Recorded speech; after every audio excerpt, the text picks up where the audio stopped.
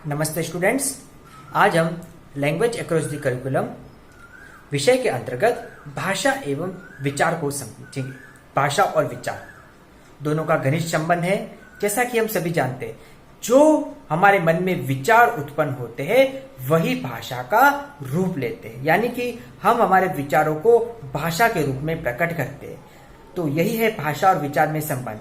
जब हम कवि या लेखकों की बात करेंगे तो वह अपने मन में उत्पन्न जो विचार होते हैं उन्हीं विचारों के माध्यम से अपने भाषा के रूप में उसको प्रकट करते हैं। तो हम ये समझेंगे कि भाषा और विचार में घनिष्ठ संबंध है और दोनों एक दूसरे से जुड़े हुए हैं। जहां पर विचार उत्पन्न होते हैं वहां पर भाषा उत्पन्न हो जाती है, और जहां भाषा है उस भाषा से संबंधित विचार भी उत्पन्न होते हैं। तो ये दोनों साथ के साथ चलते हैं।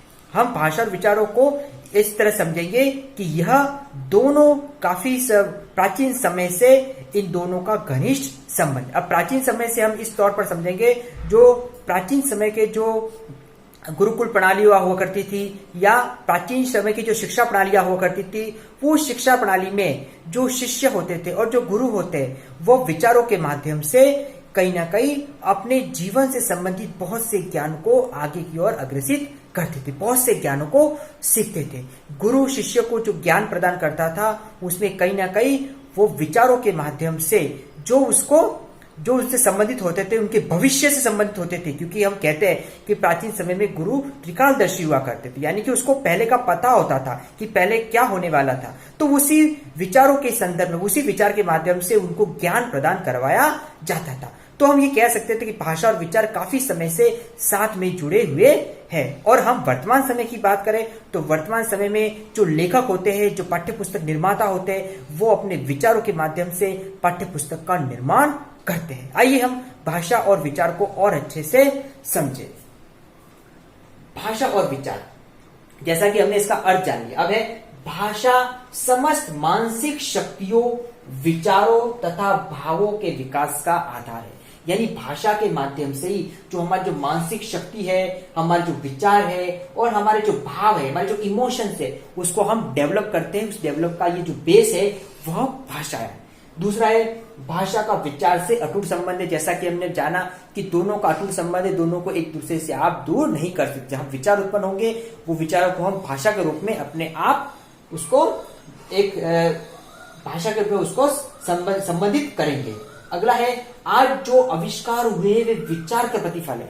सबसे इंपॉर्टेंट बात है, जैसा कि हमने जाना कि जो आविष्कार है, जो नवीनता है, जो टेक्नोलॉजी आई वो विचार का ही तो है। अगर जो वैज्ञानिक होते थे उनके मन में विचार उत्पन्न होते कि ऐसा होना चाहिए, वैसा होनी चाहिए, तो आविष्कार किस तरीके से होते। यानी कि हम जान रहे हैं कि प्राचीन समय से आज मानव ने इतनी तरक्की कर ली है, तो उस तरीके के पीछे पीछे कहीं ना कहीं विचार उत्पन्न होंगे और वो उस विचारों को किस तरीके से एक सफलतम रूप प्रदान करना है, ये कहीं ना कहीं हम आज के समय में देख रहे हैं। तो आविष्कार की जननी एक तरह से विचार के माध्यम से ही हुई है। अगली है विचारों से परिवर्तन होता है। सबसे इंपॉर्टेंट बात, अगर विचार है तो उससे परिवर्तन होता है।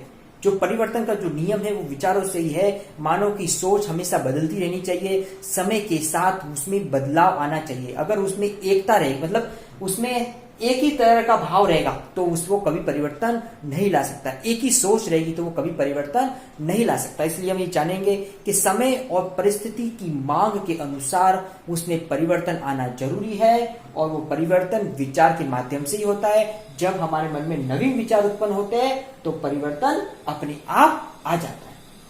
अगला है मनोवैज्ञानिकों ने कहा है हम भाषा के बिना सोच नहीं सकते। जो मनोवैज्ञानिक जो है वो मनोवैज्ञानिक क्या कहते हैं कि हम भाषा के बिना सोच नहीं सकते। यानी कि कोई ना कोई भाषा होती है, उस भाषा से संबंधित सोच वो उत्पन्न करते हैं और उसी भाषा से संबंधित सोच को एक तरह से रूप प्रदान करते हैं। तो मनोवैज्ञानिकों का कथन सही है कि भाषा के बिना सोच नहीं हो सकती।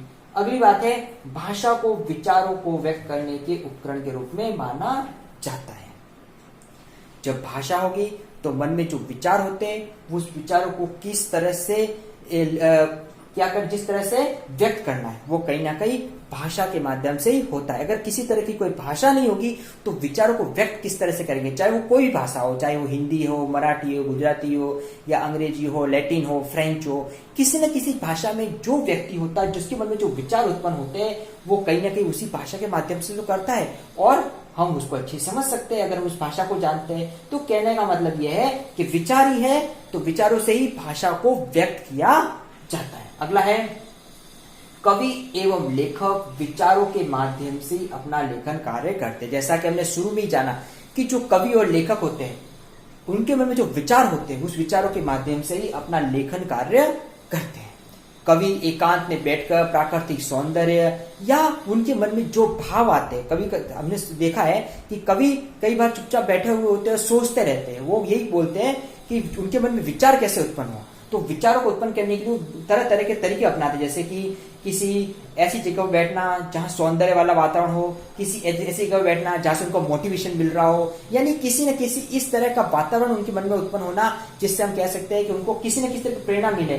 जब उनको प्रेरणा मिल जाती है तो उनको विचार उत्पन्न होते हैं और उसी विचारों के फलस्वरूप उनके अंदर फिर उसी को भाषा के रूप में प्रकट करते हैं, अपने लेखन के माध्यम से प्रकट करते हैं। तो ये बात हम समझ रहे हैं कि विचार उत्पन्न होते हैं तो विचारों से भाषाओं को उत्पन्न किया जाता है। तो आज की क्लास में हमने समझा कि किस तरह से भाषा और विचार में संबंध है, किस तरह से ये दोनों एक दूसरे से जुड़े हुए, दोनों एक दूसरे से किस तरह से अटूट संबंध स्थापित किए हुए हैं। दोनों में से किसी एक को भी आप अलग कर दोगे तो उसका अस्तित्व ही नहीं रह जाएगा। जहां भाषा है तो भाषा से विचार उत्पन्न होंगे और जहां विचार है तो विचारों के माध्यम से भाषा उत्पन्न होगी। इस तरह से इन दोनों में अटूट संबंध है।